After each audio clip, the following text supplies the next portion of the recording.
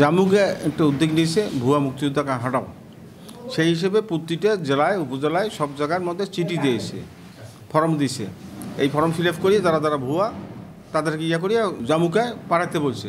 কিন্তু অনেক উপজেলা পাঠাইছে, এখনও চিলমারি উপজেলা যায় নাই।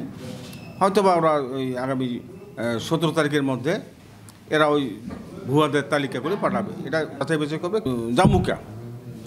এর মধ্যে আমি যেটা মেডিকে গেছিলাম সেখানে নাকি কয়েক তারিখে রংপুরে আসলো সেক্রেটারি জেনারেল, মোটামুটি একটা 20-25 হাজারের মতন মুক্তিযোদ্ধা এই ওদের কাগজপত্র এই দিয়ে বার করছে, ওরা ভুয়া। যে কোনো মুহূর্তে তাদের ভাতা বন্ধ হয়ে যাবে এইটা।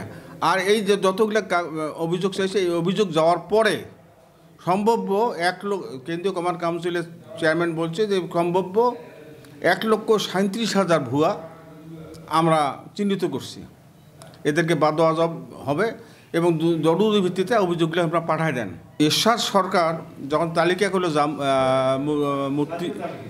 জাতীয় তালিকা, ভোটার সুযোগ তালিকা, তাতে ছিল মুক্তিযোদ্ধা ছিল 1,37,000 মোটামুটি। আমি ধরলাম 1.5 লক্ষ, বেশি কি ধরলাম।